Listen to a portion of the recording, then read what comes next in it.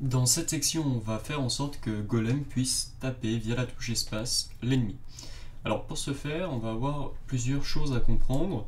Dans un premier temps, au niveau donc de la logique. Comment ça va se passer?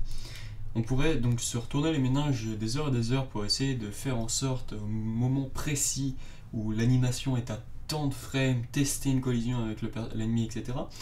En fait, il est beaucoup plus simple. Chaque personnage étant animé possède donc un rig, c'est-à-dire donc un squelette d'animation. Donc si vous faites de la modélisation 3D, du texturing et justement de l'animation en 3D, vous avez déjà dû entendre parler de rig. Donc dans Unity, on a la possibilité d'accéder, une fois l'objet importé, aux différents bones, c'est-à-dire les os qui composent le rig.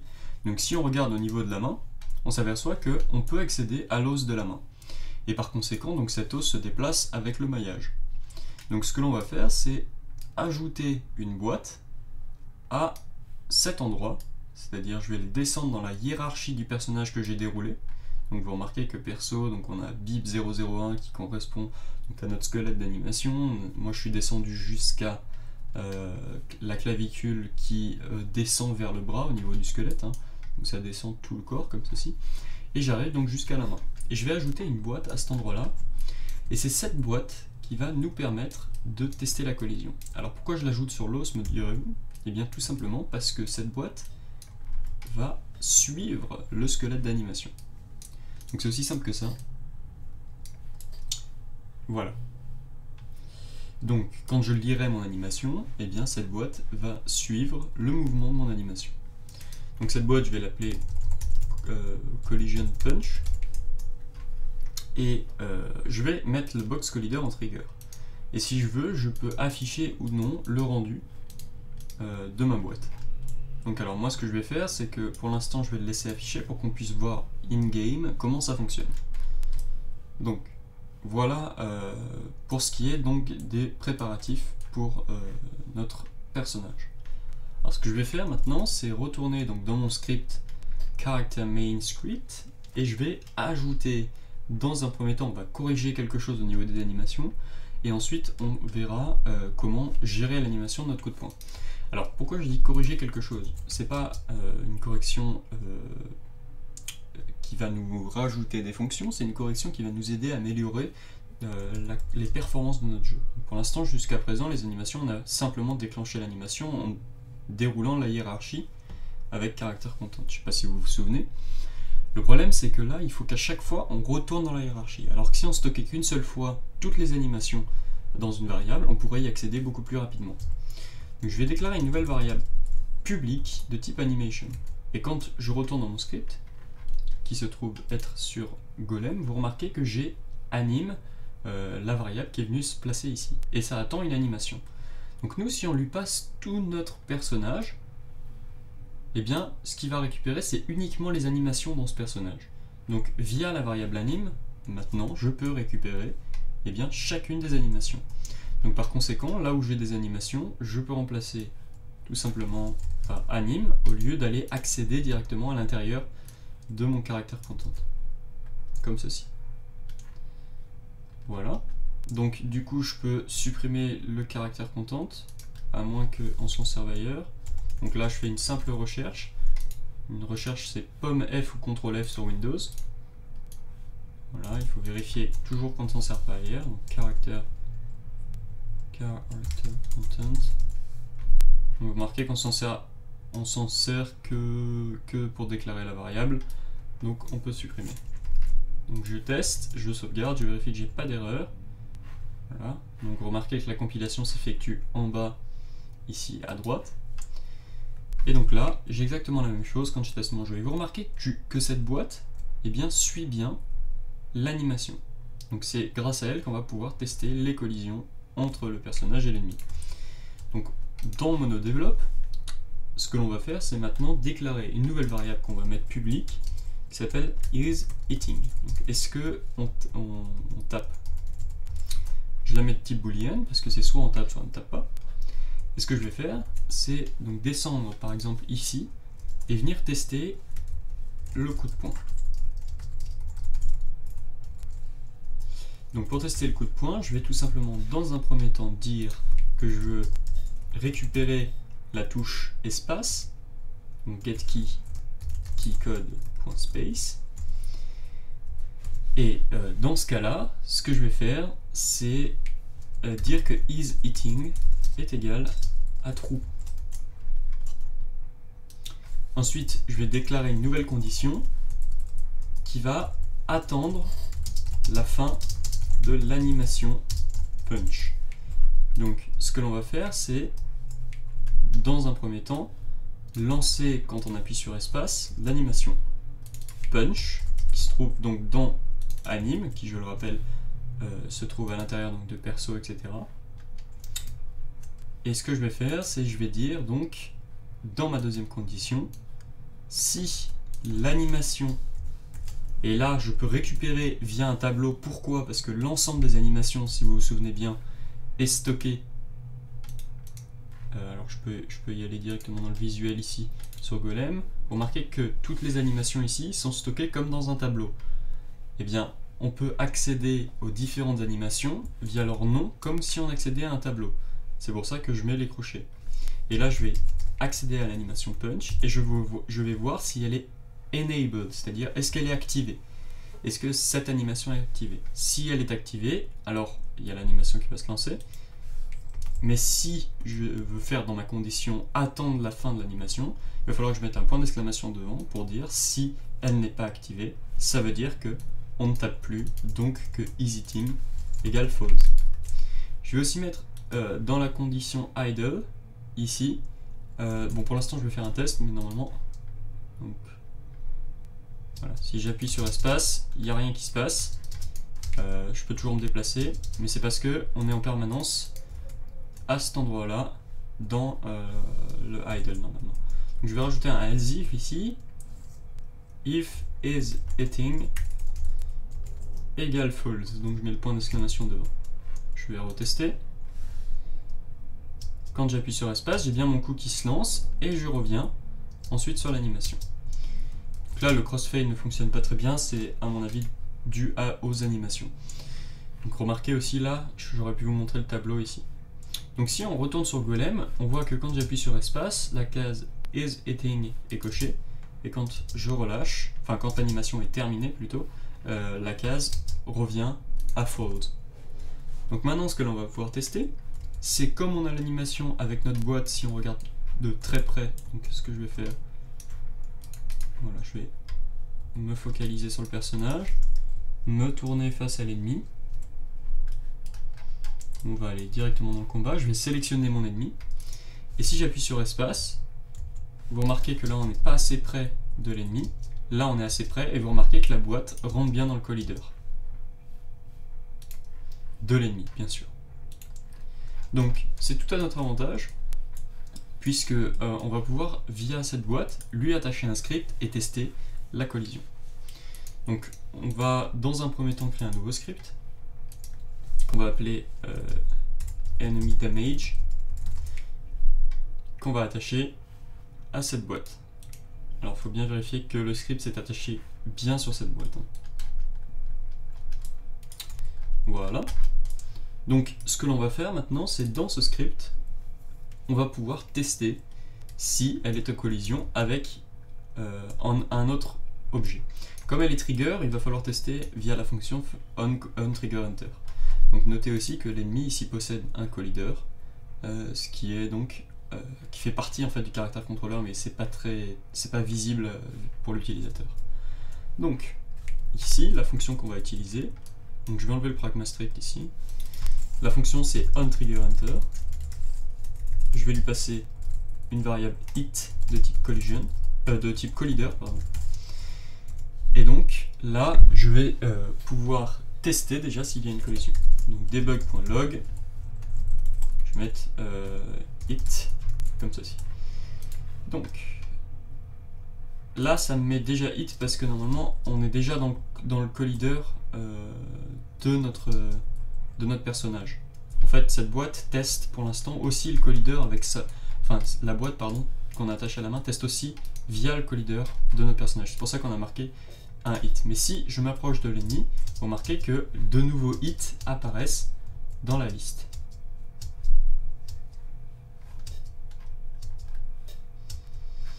Donc ce qu'on va pouvoir faire de là, c'est dans un premier temps, eh bien, on va retourner dans notre intelligence artificielle, notre script d'intelligence artificielle, on va déclarer une nouvelle variable qu'on va appeler health, donc c'est la vie du personnage, qui va être de type float. Non, on va la mettre de type int parce que c'est une vie simple. Et on va dire que dans la fonction start, le personnage, alors on va la plutôt... Bon, je pense qu'on va la mettre private pour le moment, puisqu'on va la déclarer ici dans la fonction start, sans y accéder depuis l'interface. Donc, health est égal à, par exemple, 5. Et ça, c'est une vie qui sera propre à chaque instance de l'ennemi. D'accord ? Donc ce que je vais faire ici, c'est déclarer une nouvelle condition. Et je vais dire health, je vais dire damage, golem damage. Voilà. Et donc, si, eh bien, alors, en fait, ce qui va se passer, c'est qu'on va donc tester via une variable ici si on a été touché.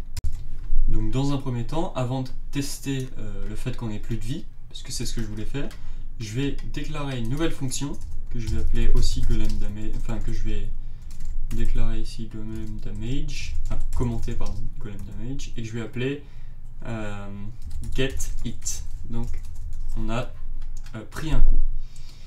Et je vais lui passer en paramètre le nombre de vies qu'on veut perdre. Donc je vais l'appeler nb pour number int, voilà tout simplement.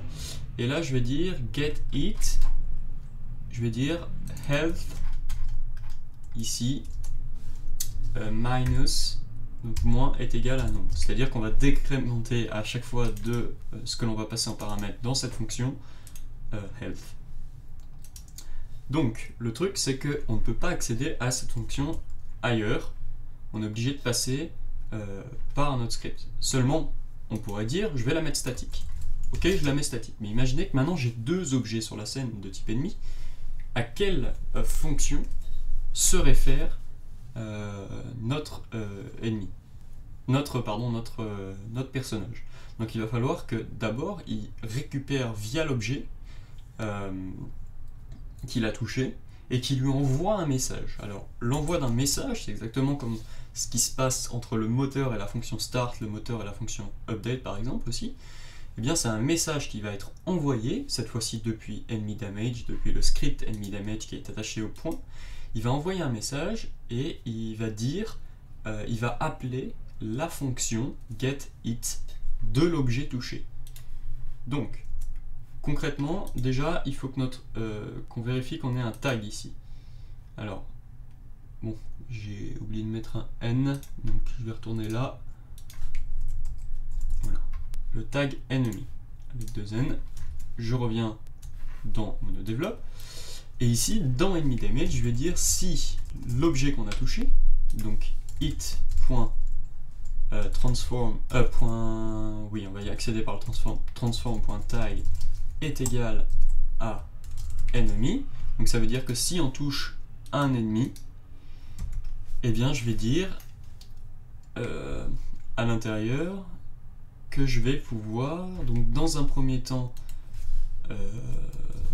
donc accéder à mon ennemi. Donc it.send message, donc je vais lui envoyer un message et là vous remarquez que dans un premier temps il demande le nom de la méthode. Nous c'est getIt.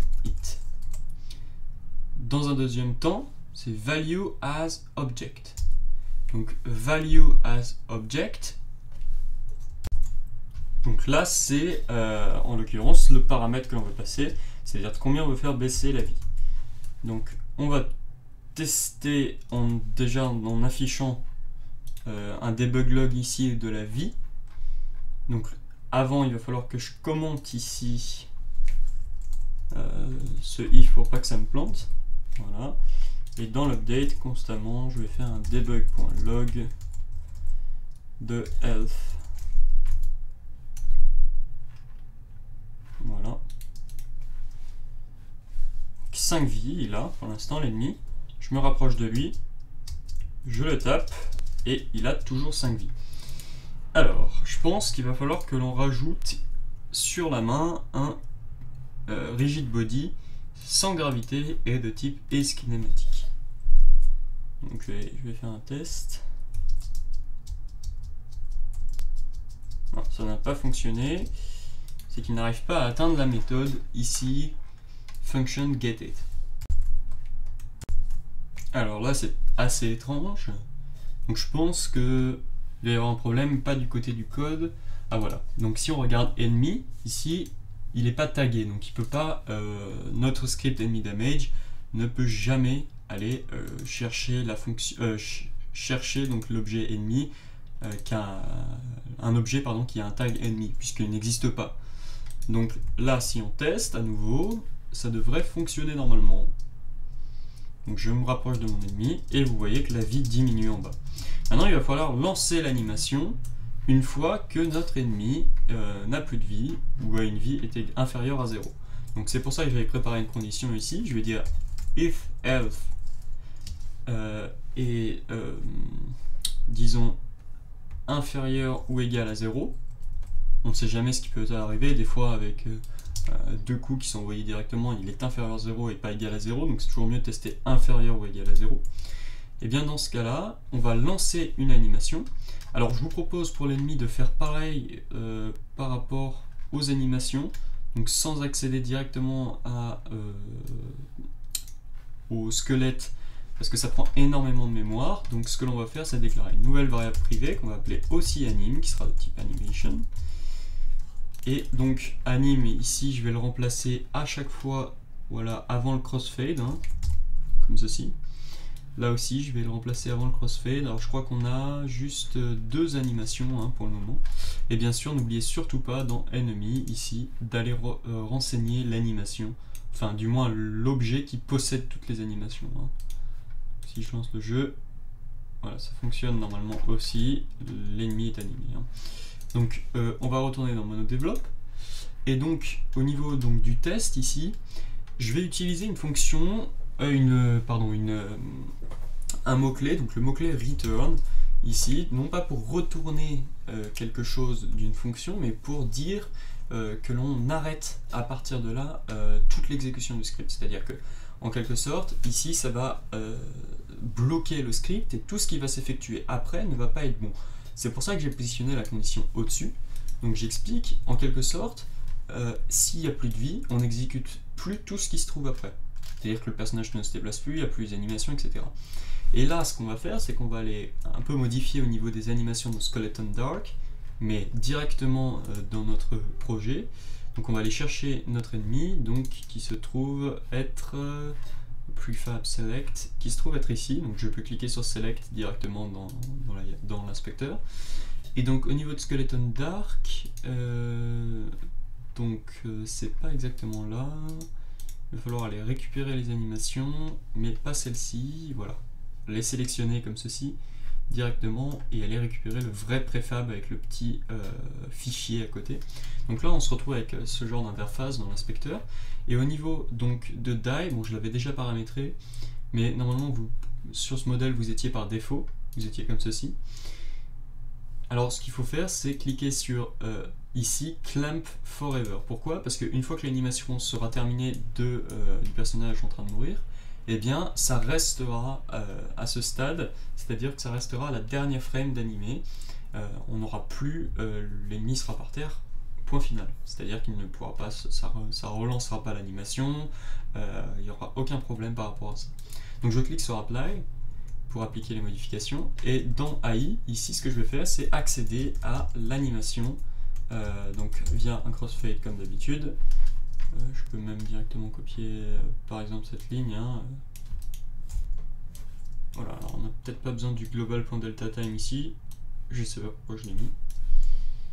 Voilà, je remonte ici et je vais mettre die, l'animation die. Donc je lance Unity.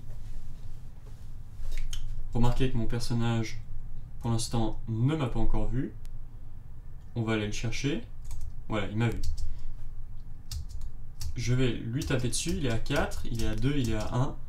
Et là, vous remarquez qu'à 0, eh bien, il tombe par terre. et on s'arrête.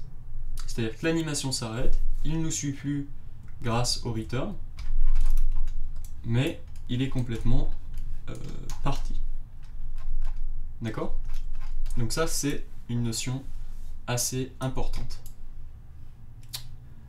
Donc, à partir de là, eh bien, on va pouvoir d'ores et déjà rendre le jeu un peu plus attrayant en faisant de l'ennemi un préfab. Donc, j'avais déjà fait ça auparavant, avant cette vidéo, mais il vous suffit tout simplement de glisser ennemi dans le panneau project. Donc là, moi je l'ai déjà fait pour préparer cette vidéo. Vous remarquez que ça me donne un objet de type, un préfab pardon, de type ennemi, donc un objet que l'on peut instancier à volonté. Donc alors, pour que ça soit plus correct, je vais descendre le personnage ici et je vais le mettre prêt à l'emploi, voilà, comme ceci. Peut-être un petit peu de gravité. Voilà. Et donc au niveau de l'ennemi, donc je vais le refaire parce que ça m'a planté du coup de le refaire, voilà, comme ceci. Ça me crée un nouvel ennemi, vous remarquez que c'est bleu, donc c'est une instance. Et si je me mets par exemple vue de haut, je peux donc cette fois-ci, eh bien, dupliquer mon ennemi. Et là, via le script que l'on a fait, eh bien, il sera autonome. C'est-à-dire qu'il pourra gérer les animations tout seul. Vous remarquez que là, on se fait attaquer. Celui-là, on va aller le faire tomber. Voilà, on va aller chercher un autre ennemi. Par exemple, ici, vous remarquez qu'il nous a repéré. On va aller le taper avec la barre d'espace. Il tombe à son tour. Remarquez qu'on a toujours les squelettes par terre. Hein. Ça peut faire un élément de jeu intéressant, je pense. Voilà. Donc, on en a un troisième. Il a dû se balader très loin. Voilà. Et là, il est toujours autonome. Donc, voilà pour ce qui est de l'attaque de golem sur les ennemis. J'espère que cette vidéo vous a intéressé. Alors, je vous conseille quelque chose, c'est une fois que vous avez fini vos tests avec les debugs, enlevez-les parce que ça prend quand même pas mal de place sur la console. Vous pouvez cliquer sur Clear and Play aussi pour enlever le fait que voilà, pour enlever tous vos tests dès le lancement du jeu. Voilà, donc n'oubliez pas de sauvegarder vos scripts aussi, hein, c'est très important. Ici on va peut-être mettre ici appeler la fonction getIt et avec x en param. X, ça fait référence à ceci. Et bien sûr, petite précision par rapport à sendMessage, vous avez aussi sendMessage upward. Alors je m'explique. Donc si vous regardez l'ennemi, le script AI est directement attaché sur l'ennemi. Donc le script AI qui possède la fonction getIt est directement attaché sur l'objet dont Golem va rentrer en collision. C'est-à-dire que Golem va rentrer en collision directement avec l'objet ennemi sur lequel est attaché AI. C'est pour ça qu'on a utilisé sendMessage. Si par exemple on était rentré en collision avec un autre objet qui était encore un enfant dans une nouvelle hiérarchie, par exemple, admettons qu'on ait une sphère à l'intérieur d'un objet et que c'est cette sphère qui possède le collider et c'est pas le parent.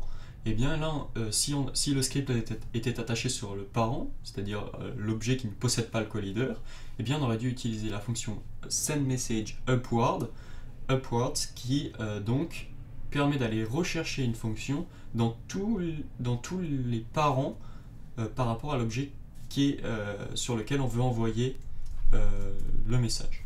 Donc j'espère que c'est assez clair, sinon toujours la documentation est présente, hein, c'est assez facile de compréhension. Donc je répète un petit peu ici parce que ça peut être la partie un peu nouvelle de notre cours. Donc si on touche un objet qui possède le tag ennemi, donc it récupère bien sûr l'information de l'objet touché. Donc si cet objet s'appelle ennemi, alors à ce moment-là on récupère toujours l'objet, donc là it à ce stade de la condition représente notre ennemi, enfin plutôt le collider de l'ennemi, on envoie un message au même niveau et ce message va appeler la fonction getIt avec le paramètre 1. Et le paramètre 1 c'est tout simplement NB ici. Hein. Donc au même niveau, c'est-à-dire on envoie un message sur l'objet qui a été touché. Et comme le collider qui se trouve dans le caractère contrôleur mais qu'on ne peut pas voir est au même niveau que le script, on peut appeler donc via sendMessage la fonction getIt. Voilà, alors j'espère que ça a été assez clair. Si vous avez des problèmes, posez-moi une question en commentaire, j'essaierai d'y répondre. Et sinon, il y a toujours la documentation qui est présente. Voilà, donc j'espère que cette vidéo vous a plu et je vous dis à bientôt dans les prochaines.